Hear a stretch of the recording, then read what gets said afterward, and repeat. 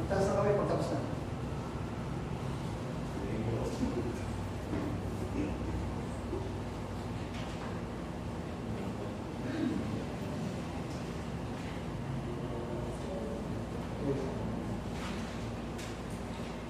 Okay. Ano ang issue sa kwento? Ano ang issue? Okay, next, sundan nyo yung mga pag-aaral natin dahil although basic ito, pero ito yung parang mahalagang paraan para sa contextualization, sa pagko-context, pagkalagay ng context. So ano ang naging issue sa kwento? What is the main issue? Ang papagaling? Ano main issue? Hindi makalapit? Ano ang tao? Ano ang main issue? Hindi yun ang main issue. Ha? Verse? Ano yung person? Why does this man speak like that? Verse 7. Who can forgive sins but God alone? So, yun ang issue. Yung sino ka para magpatawad ng kasalanan. Okay? Ngayon, so, sa inyong notes, okay, ito yung tanong, paano ka tinutulungan ng context? Okay, pakinggan na lang ito. Paano ka tinutulungan ng context para mag-focus sa agenda ni Jesus? Okay? Paano ka tinutulungan ng context para mag-focus sa agenda ni Jesus? Base sa Mark chapter 2 verse 1 to 12. So ano ba yung agenda ni Jesus? Okay? Ano ba yung gusto niya iparating? Kasi kung hindi natin ma-identify kung ano yung agenda ni Jesus, most probably, traditionally, yung agenda ng speaker ang mangingibabaw. Yung salita na, sa palagay ko ito ang ibig sabihin ito. Sa palagay ko ito ang interpretation ng Mark chapter 2 verse 1 to 12. Pero ang tanong dito, paano tayo matutulungan ng context para mag-focus sa agenda, hindi ng speaker, kundi sa agenda ni Jesus? Okay, maliwanag ka na? Maliwanag ka. Okay. Ngayon, ang step 1, lagay nyo, step 1 is read Mark chapter 1. Yun ang first step. Kung Mark chapter 2 yung text mo, basahin mo yung preceding chapter, yung chapter 1. Likewise, kung ano bang chapter ka na-assign kung ikaw yung elder o ikaw yung house church deacon, na-assign ka na ikaw ang magturo ng chapter 14, dapat basahin mo yung chapter 13, basahin mo yung chapter 12, o kaya yung after ng chapter 14, yung 15 or 16. Ako niya? Okay. So, pupunin mo yung surrounding chapter. Hindi ka magpo-focus doon sa chapter, doon sa ating Mark chapter 12, ay Mark chapter 2, hindi ka magpo-focus sa Mark chapter 2. Lang. Kasi ang topic natin, context. So, titingnan mo yung pinanggalingan. Yung Mark chapter 1. So, tingnan natin ngayon yung Mark chapter 1. Okay, basahin nyo yung Mark chapter 1. Hindi nyo babasahin lahat, pero i-browse ninyo, consciously, i-browse ninyo kung ano ang inyong pwedeng matandaan. Mark chapter 1. Remember, ay ina-apply natin yung ating napag-aralan about Old Testament and New Testament contextualization.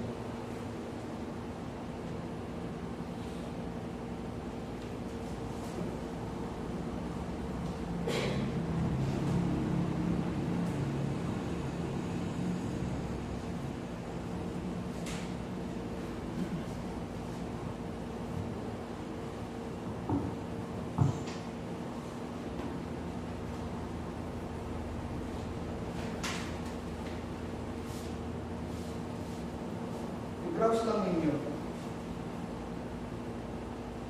Yan na naman siya mga divisions, mga pamagataman. So, i-browse lang ninyo.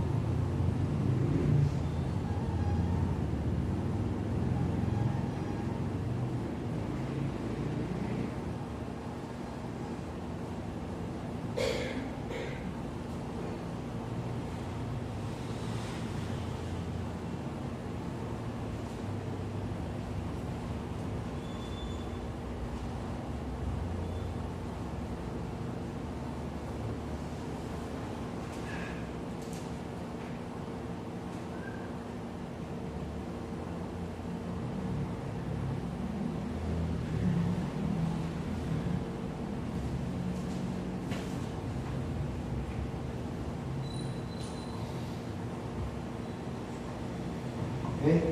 Browse lang naman, so okay na yun. Okay. So, sa step 2, susunod na yun ang step 1 naman. Ano yung step 1? Read Mark chapter 1. So, lagay nyo sa step 1, read Mark chapter 1, tapos close and open parenthesis, literary context. Okay. Literary context.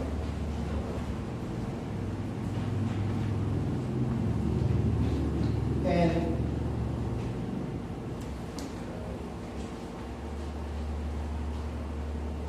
biblical context. Literary context. Biblical context.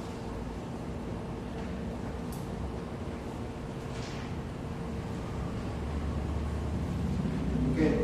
Step 2, lagay dyan, chapter analysis. Chapter analysis.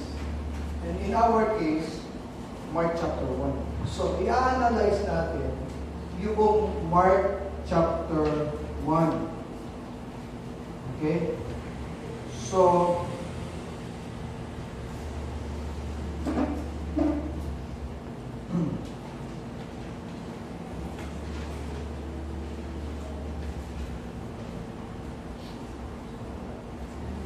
doon sa inyong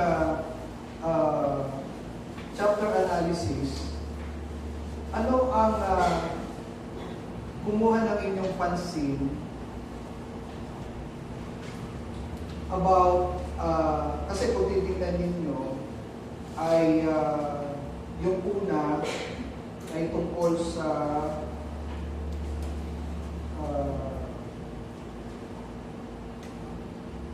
pagpapakilala ni John tungkol kay Jesus. Sabi sa verse 7, as he preached, saying, after me comes he who is mightier than I. Okay? So, sino tinutukoy niya doon? Sino tinutukoy niya doon?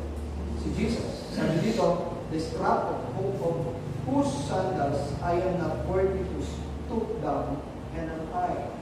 So, si Jesus yun. Tapos, sa susunod, yung baptism of Jesus, andun yung confirmation about who Jesus is. He is the beloved Son of God. And then, next, pinapakita doon yung si Jesus ay nakaranas din ng temptation. Pero at the same time, the angels were ministering to him. Okay? And then, by the way, doon sa pagpapakilala ni John kay Jesus, pansinin niyo yung ginawa ni John. Verse 4, John appeared baptizing in the wilderness and proclaiming a baptism of repentance for the forgiveness of sin. Okay? Lupa. Si Jesus, sabi dito, Verse 14, now after John was arrested, Jesus came into Galilee proclaiming the gospel of God. Ano yung gospel na pinipreach niya? About the kingdom of God. They need to repent and believe in the gospel. So yun yung kanyang pinipreach. So yung pinipreach ni John about repentance at yung pinipreach ni Jesus is also about repentance. Okay? Tapos, ano pa? Jesus called for his first disciple. Tinawag sila maging fishers of man. Tapos dito sa may pinagaling ni Jesus yung unclean spirit. Okay? Verse 25, but Jesus rebuked him and saying, be silent and come out of him. And the unclean spirit, convulsing him and crying out with a loud voice, came out of him, and they were all amazed. Ano yung pinapakita dito? Yung authority ni Jesus to heal. Okay? To heal para palabasin yung unclean spirit. And then, ano pa? Yung sabi rito,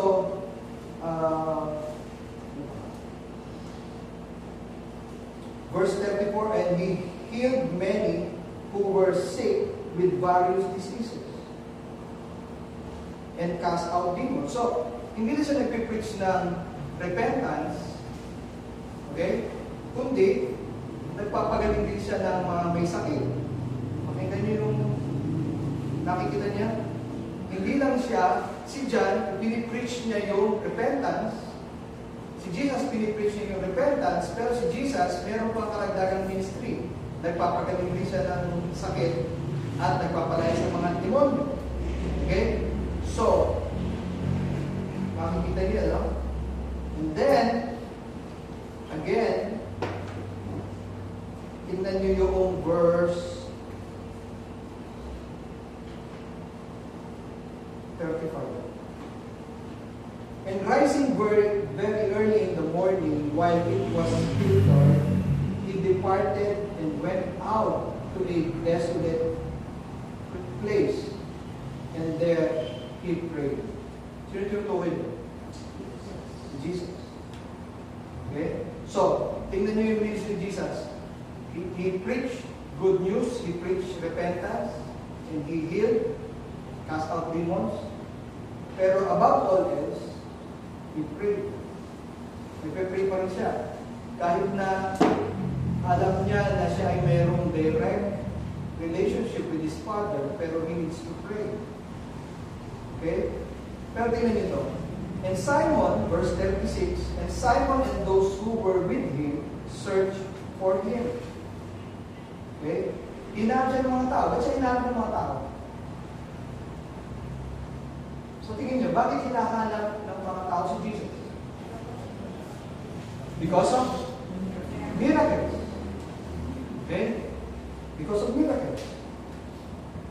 Now, and he said to them, ano sagot si Jesus? Ano sagot ni Jesus? Let us go, verse 38, let us go to the next town.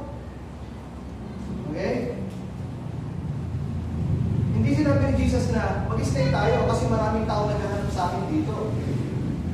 Kundi ang sabi ni Jesus, pumunta tayo doon sa next town. Okay? That I may preach. Hindi sinabing that I may heal, kundi that I may preach. So ano mas matimbang kay Jesus?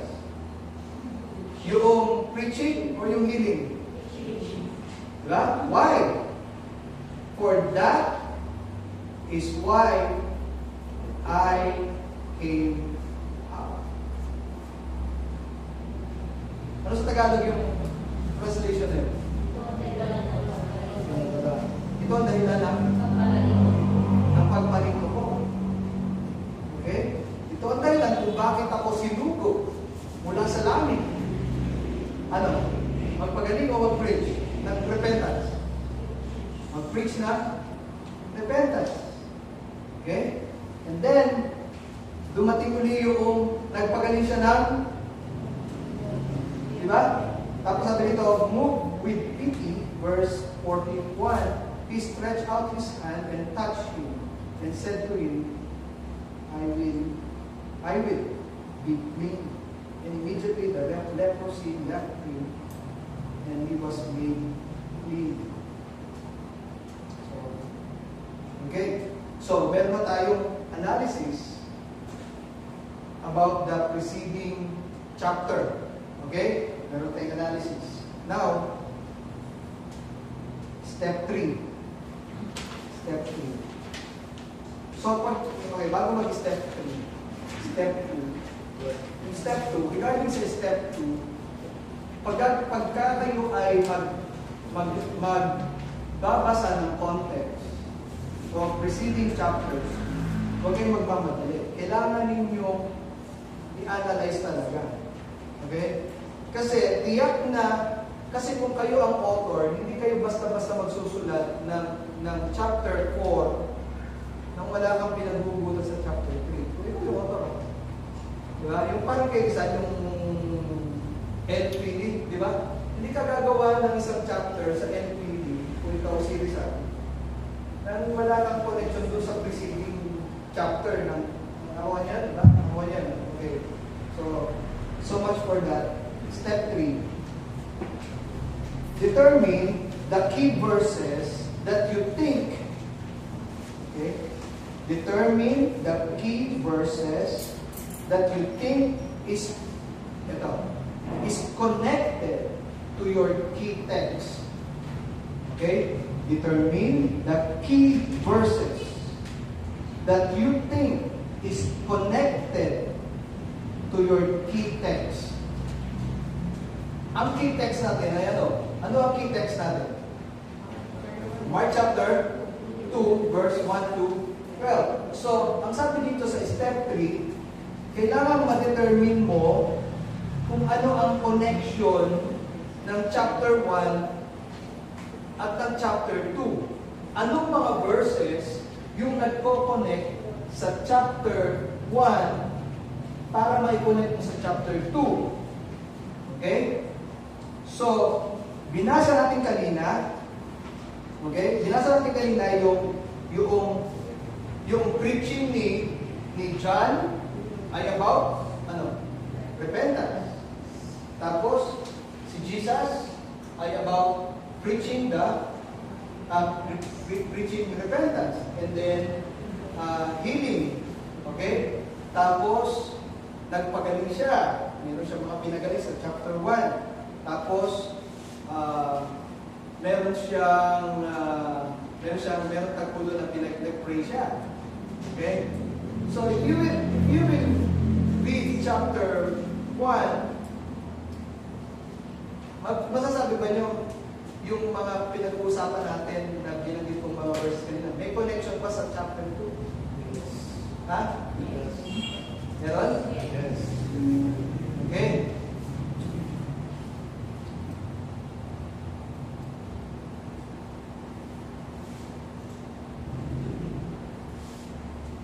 Kung sabi niyo yes, ano yun? Power to repent. Ha? Okay. Okay, nabasa na yung chapter 2 Chapter 2. Ano key issue? Sino tong tao na ito na may kakayanang lakas naman ng loob nito na magpatawad ng kasalanan? Okay. So, ano ang connection ng issue na yun doon sa chapter 1? Kung sabi niyo mayroong connection, ano yun?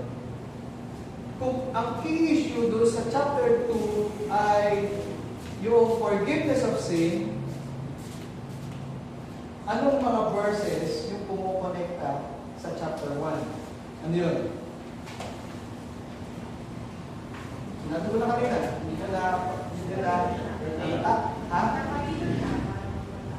Ay, para mag-preach na pagpapatawa. Yan. Ha? So kumbaga parang kung si John the Baptist, ito yung kanyang aim, tapos binanggit doon na si Jesus ay nag-preach about the kingdom of God at ang sentro ng kanyang preaching about the kingdom of God is repent. Tapos at the same time, merong mga kasamang pagpapagaling si Jesus over evil spirits. Okay? So, nakikita natin ngayon na mayroong pinapatungkulan yung Mark chapter 2 na connected sa chapter 1. Tingnan nyo yung halatang-halatang verse about the connection. Ito yung verse, binanggit ko kanina. Ano yun? No? Sabi dito, verse 38 na lang, and he said to them, let us go on to the next town, that I may preach, not that I may heal, but to preach there also, for that is why I came. Yun ang dahilan kung bakit ako narito. Kung bakit ako sinunod ng Diyos. So that I may preach yung repentance. Yun ang kumbaga, kung titingnan niyo yung context ng chapter 1, makikita niyo na mayroong gustong iparating yung chapter 1 na tungkol sa salitang repent or repentance.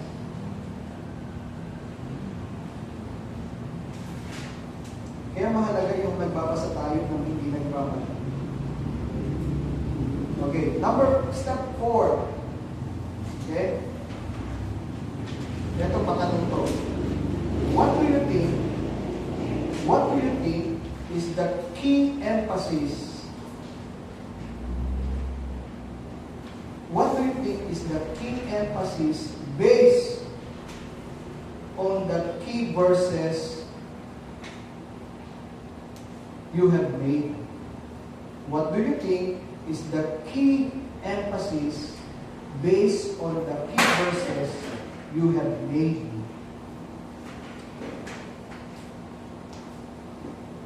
Ano sa tingin mo ang binibigyang emphasis based on the key verse? Ang key verse na binanggit natin ay yung verse 38.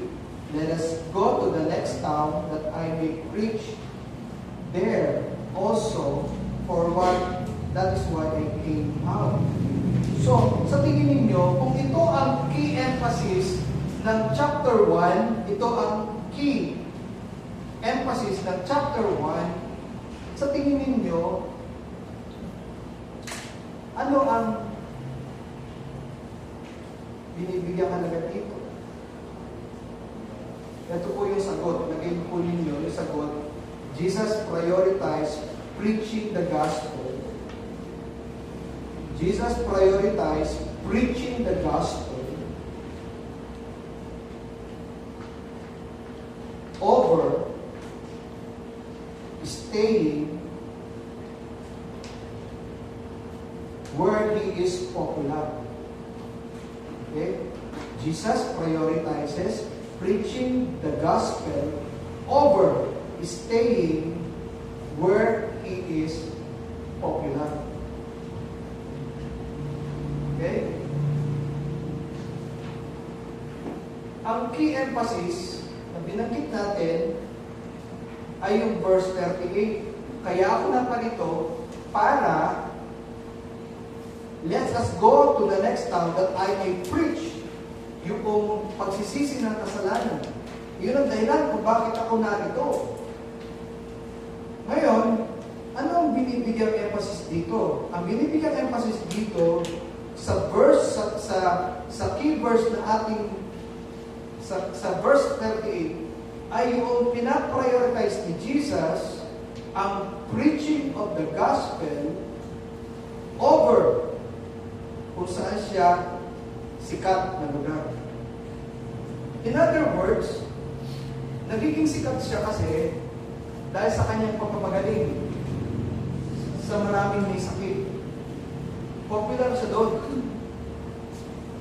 So, dahil sa kanyang pagpapagaling ng maraming may sakit, marami ang gustong makiisyoso at sumunod. Kasi nakikita nila with their own eyes, in front of them, isang pilay, biglang gumaling. Isang inaalya ng demonyo, nawala, bigla, instantly, because of the miracle of Christ. Pero, ang binibigyang emphasis dito ay mas priority of Jesus ang pag-preach ng repentance kaysa dun sa kanyang pagpapagaling. Bahagi ng kanyang ministry yung pagpapagaling, pero ang kanyang main purpose kung bakit siya naparito sa lupa ay i-preach ang repentance. Nakita ba niyo? Mas mahalaga kay Jesus yung ang tao magsisi ng kasalanan kaysa gumaling. Okay? Sabi ni Jesus, this is why I came to preach. Hindi to heal, but to preach. Ang tao dalhin sa pagsisisi ng kanilang kasalanan. So, kaya ano dito, yung bang pagka nakikinig kayo sa mga Facebook na nagpipreach o kaya sa YouTube, pagka nakikita mo na nagpipreach siya, matidetermine mo kung ang pinagbabasihan niyo yung sarili niyang paraan o meron siyang pinagbabasihan na context. Okay? So, ang pinapakita dito, sabi ni Pedro, Jesus, si Pedro ba yan? Si Pedro may nagsabi, marami naghahanap sa'yo? Yes. Ha? Simon. Simon, okay. Simon Peter. Ngayon, pero sabi ni Jesus, ano sabi ni Jesus? Doon tayo pumunta. Sikat ako dito. Doon tayo pumunta sa kanila. Siguro nakikita ni Jesus yung mga puso ng mga tao, kaya sila nagsusunuran dahil sa miracles. Hindi dahil gusto nilang makarinig ng preaching about repentance. Okay? Okay. Nakikita na yun. Nagkakaliwanag yung chapter 2. Okay? Okay? So, his mission is not simply healing or miracle, but declaring the kingdom of God and to call the people to repentance. Para bang ganito? Okay, gumaling yung tao.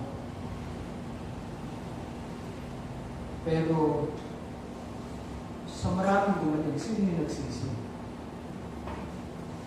Diba? Diba?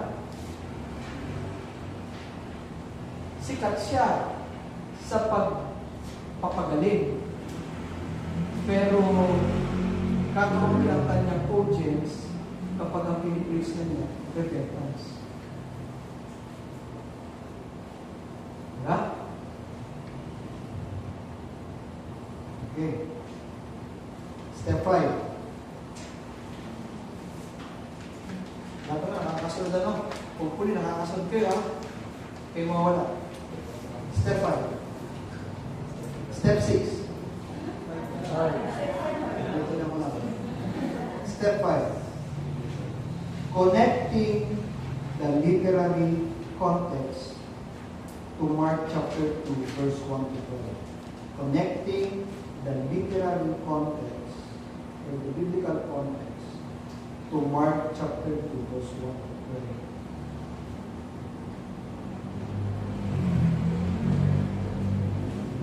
Connecting the literary context to Mark chapter 2, verse 1 to 12. So, dito sa step 5, dito pa lang kayo gagawa ng outline. Dito pa lang kayo gagawa ng outline. In line dun sa context ng chapter 1. Okay? Okay. Tingnan natin, ha?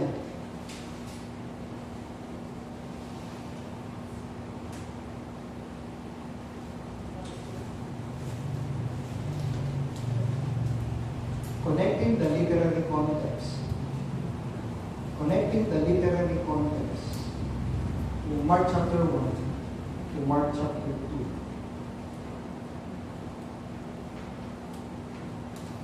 Ano yung key verse natin doon sa chapter 1? Verse 38. Okay.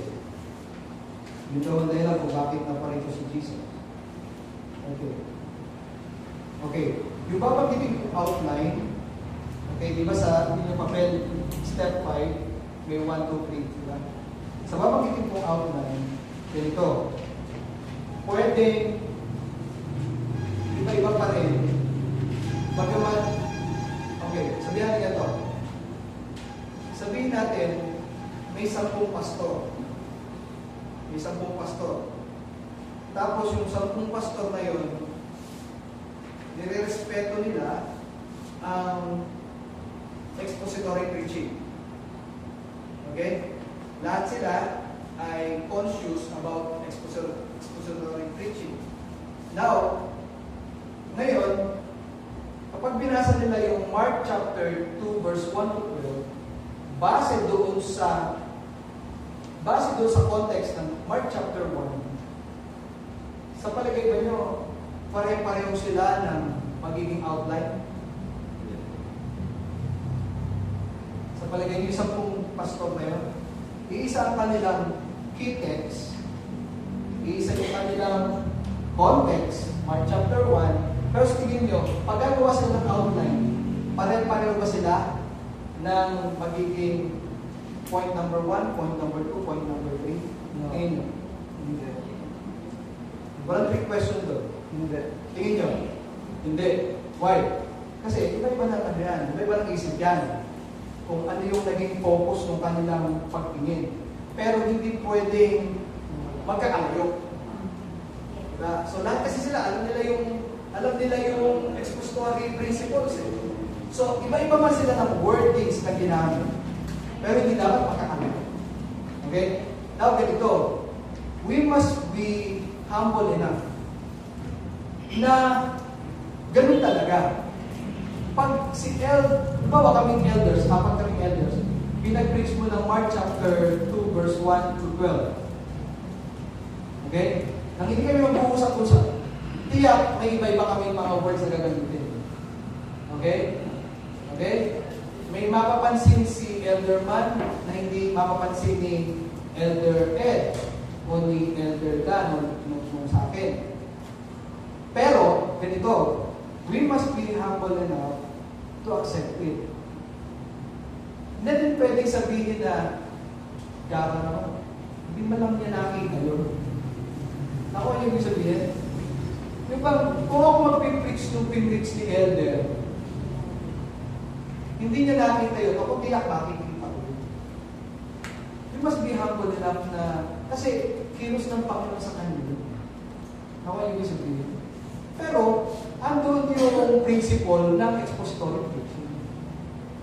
Kasi pagka tayo sasabihin natin, ay hindi man lang niya nakita yun. Ako nakita ko yun. Mayabang tayo yun. Pride yun. Kasi, ganito, yung nagsasabi na hindi man lang niya nakita yun. Kaya, pag siya ang nagturo dito, meron din siya hindi makikita na makikita ng iba. Okay ba yan? Nasundan ba niyo? Okay? So, ganito. Dito sa aking ginawa, pwede kayong may maidagdag. Hindi ito, kumbaga, open to. Open pa rin. Kumbaga, ito ang nakita ko, pero, pwede kayong may makita pang okay. So, number 1, para lang maging sample ninyo, number 1, Jesus, ito yung number 1 ko, Jesus' focus is on the gospel, not on miracles. Jesus' focus is on the gospel, not in miracles. Okay. Isulat na niya? Okay, ang tanong ito. Ang tanong ko sa inyo ganito. Kung yun ang nakita ko, At kayo ang tagapakinig ng preaching na yun. Ang magiging dapat instinct ninyo ay ito. Ito instinct dapat nyo. Ano ang pinagbasihan ng elder na yun o ng pastor na yun? Bakit niya nasabi yung point number 1? Tama? Ano ang basihan mo, elder? Bakit mo nasabing si Jesus mas pinaprioritize niya ang gospel kaysa sa miracle? Meron ka bang basihan? Biblical ba yung sinasabi mo? Okay, ngayon na tanong. Ito tanong. Sa tanong. Yung tanong, may tanong. Nanganak ng tanong. Sa tingin ba nyo, meron ba akong pinagbasihan doon kung bakit ko sinabi yun? Sagot. Meron. Ito ngayon ang problema. Yung salita sa palagay ko. Yun ang problema doon. Okay? So, Jesus' focus is on the gospel, not on miracles. Saan ko, ano yung pinagbasihan ko doon? Meron ba kayo bakit? Anong verse?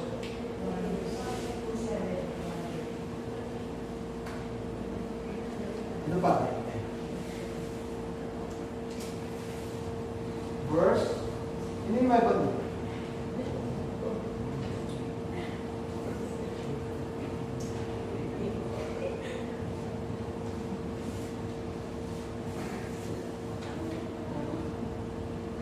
Yung verse, verse 38, di ba? Okay? Tapos yung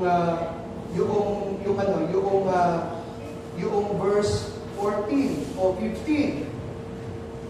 Di ba? Jesus came into Galilee proclaiming the gospel and saying, the time is fulfilled, the kingdom of God is at hand, repent and believe in the gospel. So verse 14 and 15. Tapos yung verse 30, yung sinabi ko kanina, verse 38. Diba? Okay.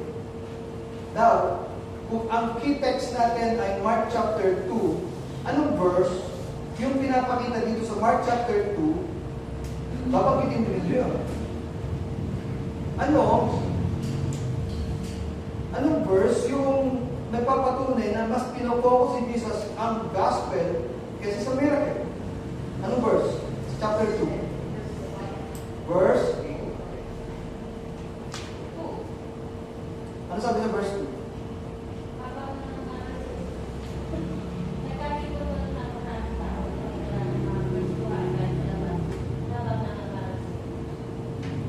Chapter 2, verse 2. Okay, preaching the word to them. Ano pa? Verse 5. And when Jesus saw their faith, He said to the paralytic, Son, your sins are forgiven. Okay? May basis ba yung point number 1 pa? Mga kapatid? Okay. So, kumbaga, nung nakita niya yung paralitiko, imbis na sabihin niya, gumaling, sinabi niya, Your sins. napatawad niya kasalanan ko.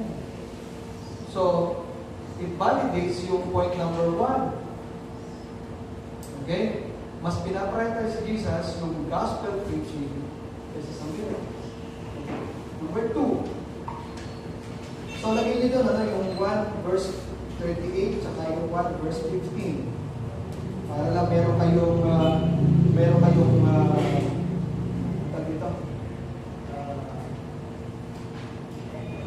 supporting verse. Number 2 point. The miracle, Jesus miracle, yung number 1, Jesus focus is on the gospel, not on miracles. Number 2, Jesus miracle authenticates His message. Jesus miracle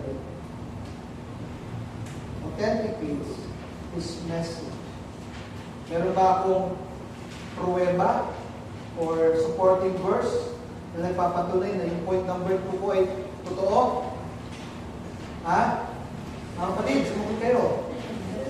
Okay?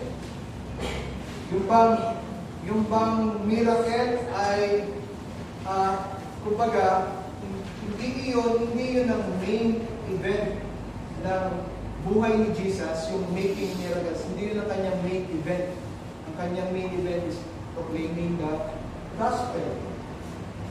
So, yung miracle, kumbaga, ino-authenticate lang niya yung mensahe. Jesus heals the man to prove that He has the authority to forgive sins.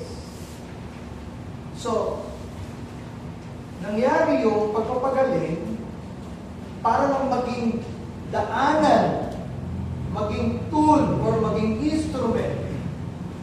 Okay, yung sakit o yung karamdaman ay naging tool ni Jesus. Ito ang naging paraan ni Jesus. Ito ang naging instrument ni Jesus para ma-proclaim niya yung gospel of repentance. Hindi yun ang kanya, kumbaga, just validate yung preaching of repentance, yung pagpapagaling. Okay?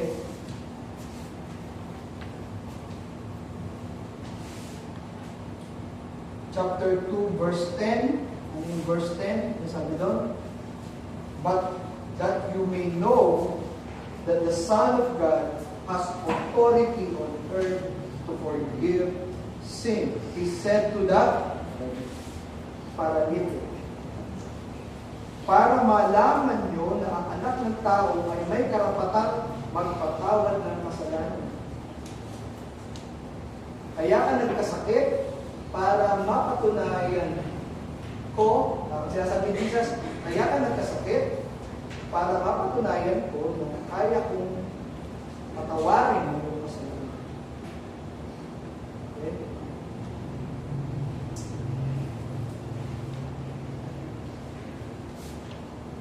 Okay. Number 3. Point number 3. So, tingnan nyo. Jesus' focus is on the gospel, not on miracles. Number 2, ano? Jesus, miracle, authenticates his message. Number 3, ano first word ko? Jesus. Jesus pa rin. Jesus' identity is revealed. Jesus' identity is revealed.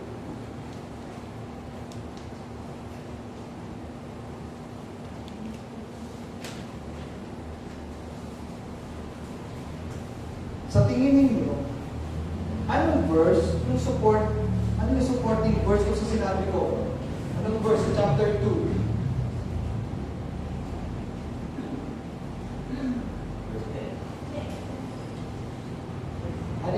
Okay? So, verse 10, ito pa rin.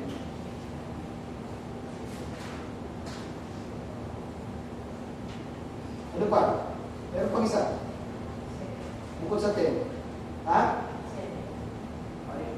7. Why does this man speak like that? He is blaspheming. Who can forgive sins but God alone? Sa point number 3, ano yung point number 3 mo? Jesus? Identity is revealed. So, yung verse 7, anong pinapakita doon? Ano ang identity ni Jesus? He is God. He is God.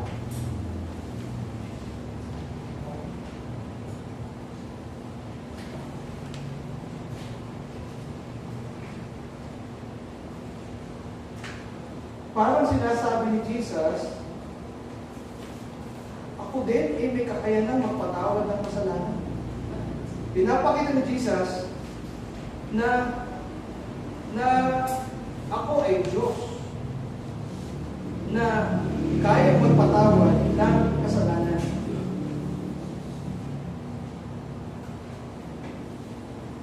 So,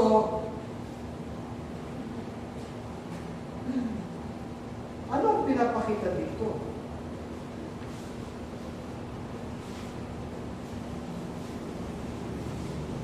Ang focus ngayon ay hindi yung kung ano ang kayang gawin ni Jesus.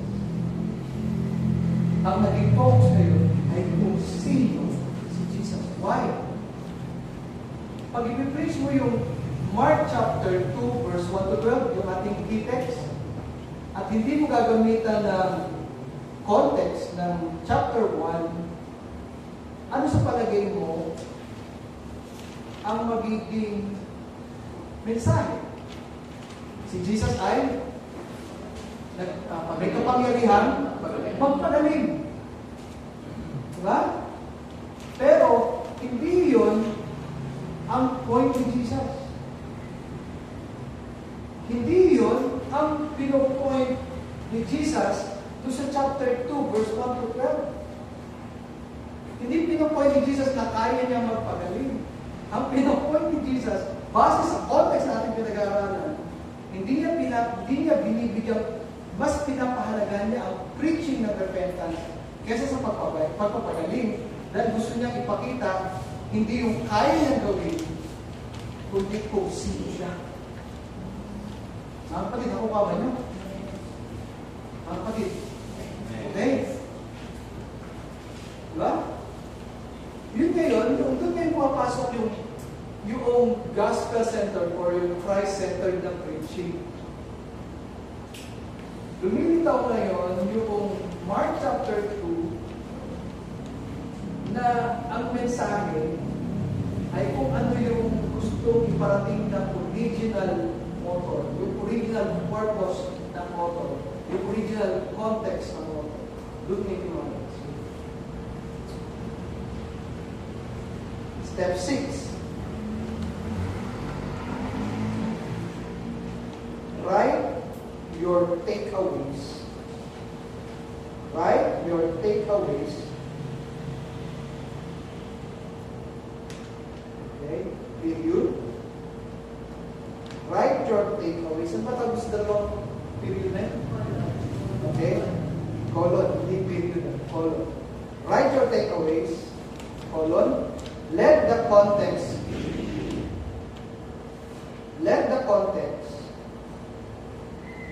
correct the application. Write your takeaways, colon, let the context correct the application. In other words, let the word, pabayaan mo na yung salita ng Diyos ang magbigay ng totoong mensahe. Okay?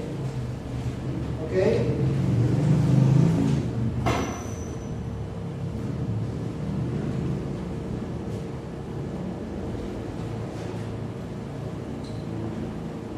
Okay. Tingnan niyo yung mga point ha. Apat na dots yung andyan. Number 1, the focus shifts from what we do. The focus shifts from what we do, like the four friends. Apat ba kaibigan yun? Apat na magkakaibigan. The focus shifts from what we do, like the four friends. Nag-shift yung focus mula doon sa kung ano yung kaya gawin ng apat na magkakaibigan to who Jesus is and why He came. Masundan ba niya? Okay, the focus shifts from what we do, like the four friends, to who Jesus is and why He came. Okay, yan ang mga takeaways natin.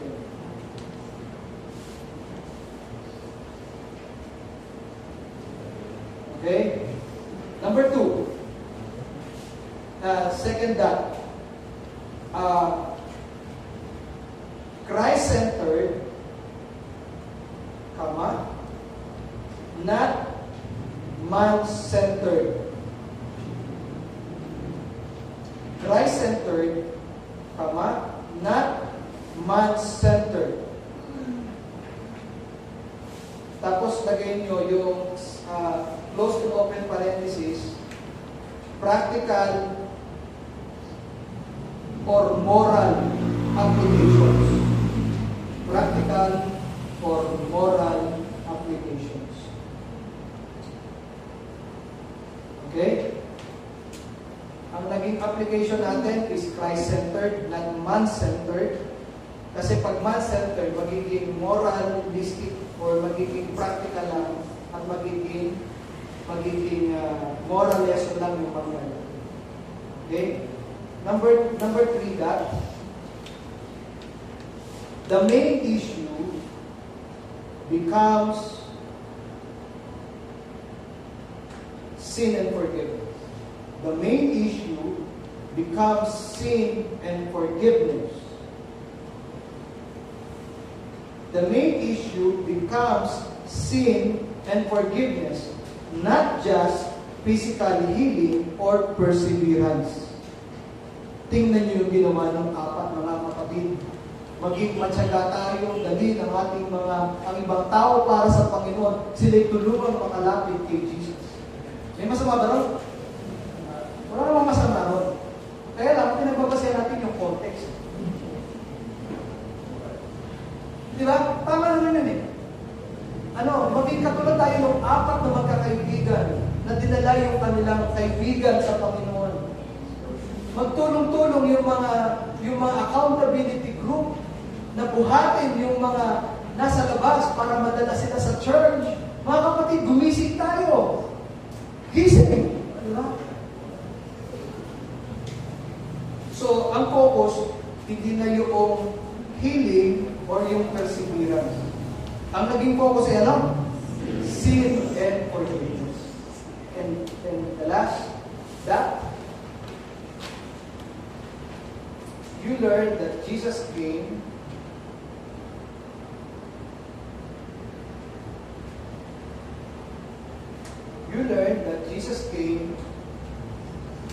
not to stay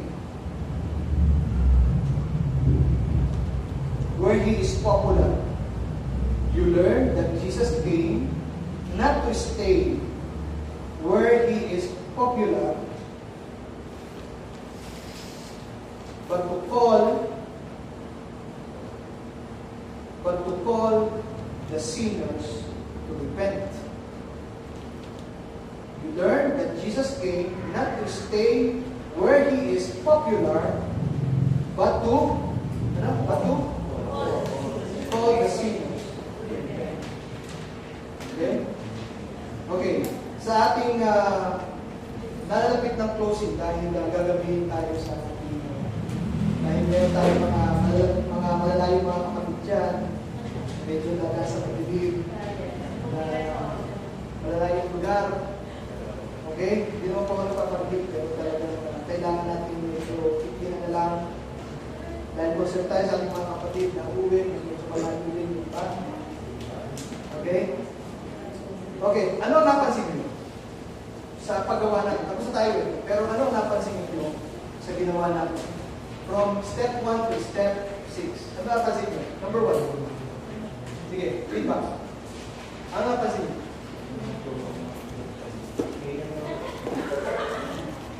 Ulit. Nakasan mo.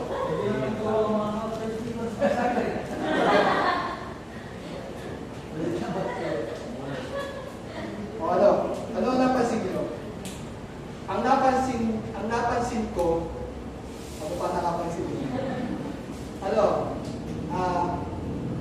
Binabasa ko sa inyo ng mabilis yung chapter 2, pero sa actual, dapat yung key text, basahin niyo talaga ng mabagal.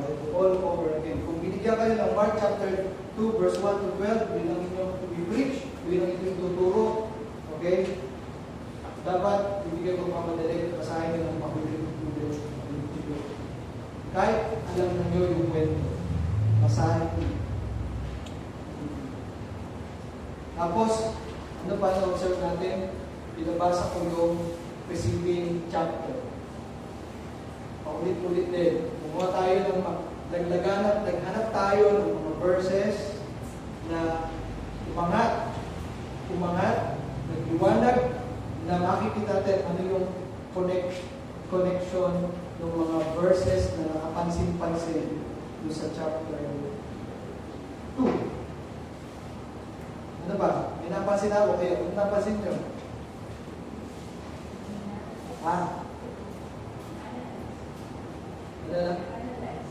Analyze?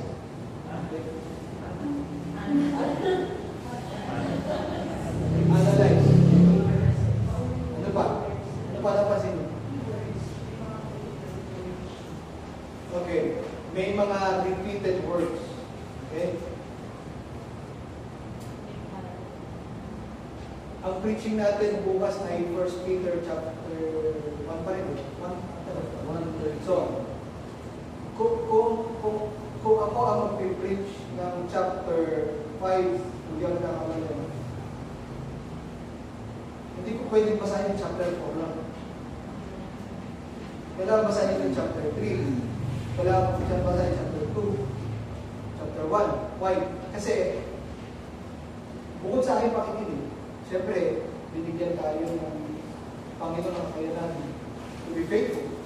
So, ano yung mga paulit-ulit na words sa chapter 1, chapter 2, chapter 3, ulit. Yun. Ano pa? Ano pa napansin? Ano pa napansin? Marami pansin? Diyan. Yung everyone, kasi nasa everyone yung topic niya. Kaya ang everyone ay moralistic. Moralistic. Everyone. Ang moral ng everyone yung sa topic niya, yung nasa kayo na. Yun. Yung observation. Huwag natin ituro yung everyone.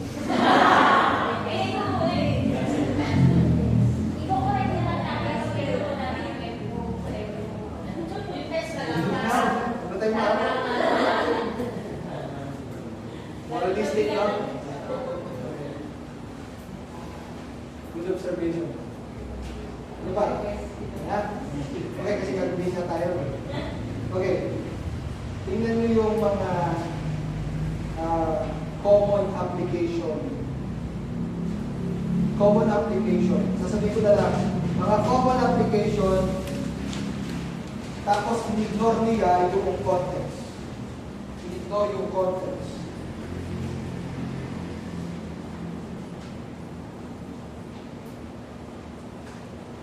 Ang common application, the faith of the four friends. Yung sinabi ni Elder Dan. Ang mga typical na application nito, pag ini-ignore ang context, is the faith of the four friends. Maging persistent kayo. Tapos, ano pa ang typical na common application? Yung the healing power of Jesus. The healing power of Jesus.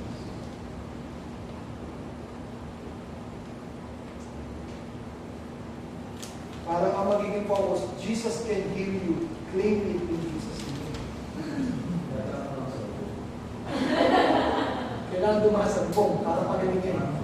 Nice na direction.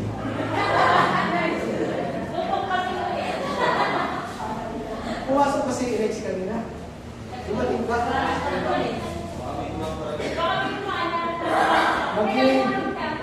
Maging persistent ka.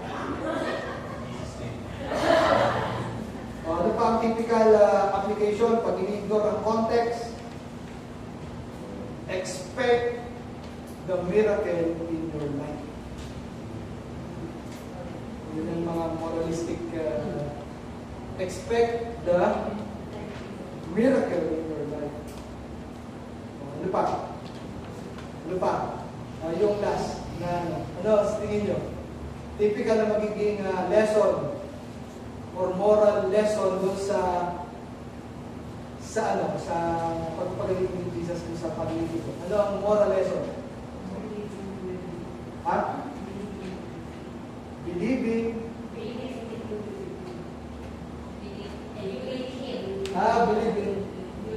And you will be healed. Okay? So, kamukha din nyo nung expect ang miracle nyo. Ito. Yung overcoming your obstacle. Yan ang mga application, yan ang mga typical application kapag in-ignore yung formulas. So malalaman ninyo ngayon sa aming mga elders kung nasa context yung itong formulas. Kasi hindi pwede na saan kinuha ni Elder Armand yun? Saan kinuha ni Pastor ko gano'n? Saan natin ito? Ano pinagpasa yun? Okay.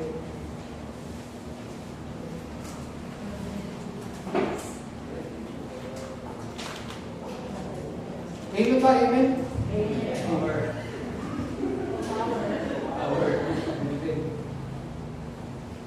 Okay, so yun lang naman. Next month, for Saturday tayo, tumabi ng Panginoon, hindi ko mag-rapture. Ang iko-contextualize naman natin, Old Testament. Okay? Old Testament naman. New Testament ngayon, next month, Old Testament naman. Kasi doon sa Old Testament, iba ang approach. Hindi mo pwedeng basahin isang chapter lang. Kumbaga, story of David. Napakarami nun. So, hindi mo makukuha yung lesson ng isang chapter lang babasahin mo. Kailangan basahin mo. Kailangan po hindi iba. Sa sulat ni Paul, naman siya? Very directive. Basahin mo lang yung isang chapter doon sa Ephesians, alam mo na kagad kung ano pinupuno niya. Alam mo kagad kung ano yung gusto niya i-apply ng reader. Dito sa Old Testament, hindi mo makikita kung ano ba ang application na sinasabi ng kwento ng David. Hindi mo kagad makikita. Okay? So, dito lang. Nakakatulong ang AI sa paggawa ng preaching. Sabihin mo sa AI, make an outline, make a sermon about First Peter.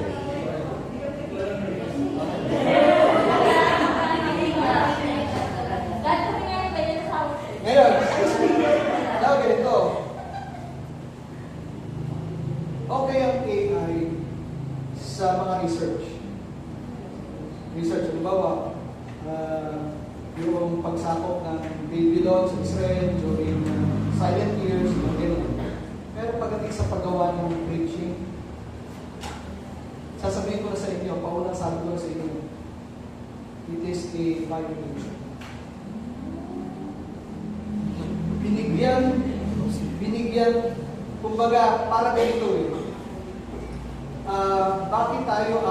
bakit hindi uma-agree ang pagtaya ng loto sa ating mga Christian? Pagtaya ng loto o kaya pagtaya ng sweepstakes. Bakit ayaw ng Bible yun?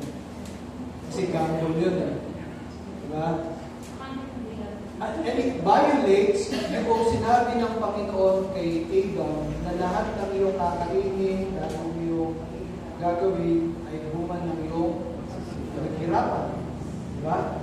Translate na natin sa biblical translation. Pero that's how it is. Nag-set ang Panginoon ng standard on how we live.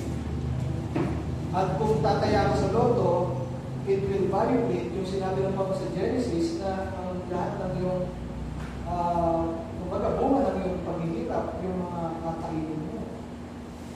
Now, bakit ko sinasabi ito? Kasi hindi ka na mahihirapan pagdating sa paggawa ng preaching dahil sa AI. Nababiolate mo yung ito sa mga preacher, sa mga elders, pastor, meron pinagkatiwala ang Panginoon na certain creativity and gift na hindi mo dapat i-violate ito. Kasi ang mangyayari ganito, halimbawa, ako yung gumawa ng AI. Meron bang magtataas sa inyo ng sabihin, Pastor or Elder, AI po ba yung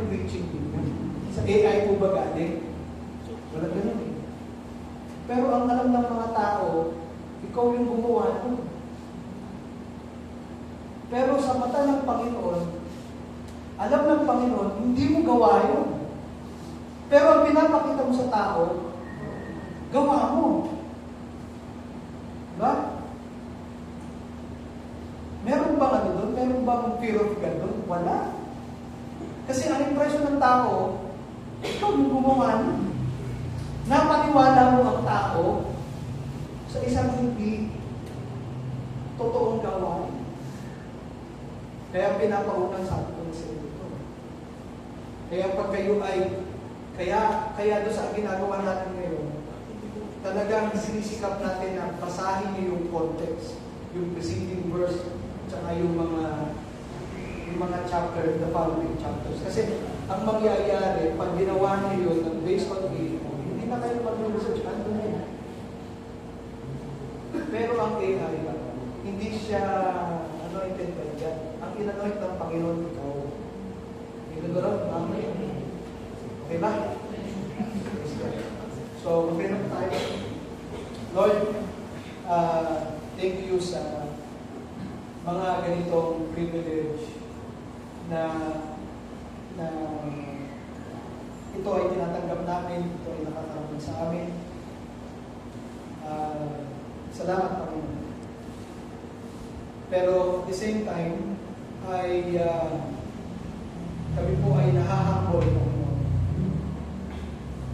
Dahil mas tinuturo mo sa amin to seek your word, to eat your word. Yung kainin namin yung salita mo, yung mamutawi sa aming mga bibig, yung mga salita mo, Panginoon. At hindi kami magbase sa labas, kundi magbase kami mismo sa iyong salita, Panginoon. At sa mga pagkakataon po na ito, Panginoon, ay pinapaalala mo sa amin na maging faithful kami, Panginoon. Dahil kami ay instrument mo lamang, Panginoon. Hindi talaga kami ang nagsasalita sa mga tao. Ikaw, Panginoon, ang nagsasalita sa kanila. At kung kami ay hindi magiging faithful, Panginoon, ito ay sasagutin namin sa iyo. Kaya, Panginoon, magbukas pa sa amin lalo ang iyong salita. Lumalim pa kami sa iyong salita. Lahat kami, Panginoon, ay natututo dito, Panginoon. Marami pa kaming mga hindi alam, Panginoon, pero salamat, Panginoon, tinuturoan mo pa kami unti-unti, Panginoon. Dahil yun ang gusto mo, Panginoon, makilala ka pa namin. Makilala ka pa namin kung sino ka. Maraming salamat po sa iyo. Ito po ang dalangin sa pangalan ng Jesus. Amen. And last. Huwag mo nang focus. Mahalaga ito. Pause ko na. Ito lang. Kailangan natin ng mga preacher, ng mga teacher na faithful sa preparation at sa pagtuturo. Faithful men and women na mag-preach o mag-teach. Although hindi natin ina-allow yung women na mag-preach, pero we allow women to teach sa mga small groups. Pero God needs faithful teachers and preachers. Kailangan pag-isunod natin sa harapan ang isang pastor o isang elder, he must be faithful to the Lord. Sa preparation pa lang, faithful na siya. At sa kanyang pag-preach, faithful pa rin siya. Dahil kung ano yung narinig niya, hindi niya i-inventohin sa time ng preaching. Doon pa lang sa preparation, faithful na siya. Pero ganito, ang pagkilos ng Panginoon sa mga tao na nakikinig sa faithful preaching, hindi nakabase ang Panginoon, yung kanyang pagkilos ay hindi nakabase. Baka malito kayo ha, gusto kong maliwanag. Ang pagkilos ng Panginoon sa mga tao ay hindi nakabase sa faithfulness ng preacher, kundi nakabase ang pagkilos ng Panginoon sa sarili niyang faithfulness. Kasi yung faithfulness natin marupok. Pwedeng faithful tayo ngayon, bukas na. Diba? May ganun. Dahil tao tayo, nasa mundo pa tayo. Pero ang pagkilos ng Panginoon sa mga tao ay hindi base dahil nag-prepare ka ng preaching. Although mahalaga yun, mahalagang maging faithful ka. Pero ang pagkilos ng Panginoon sa tao, hindi dahil faithful ka sa preparation, kundi kaya kumilos ang Diyos sa mga tao dahil faithful ang Diyos sa mga tao. Amen po ba? Okay ba? Okay ba? Nagmana po ba? Okay, thank you. God bless. God bless.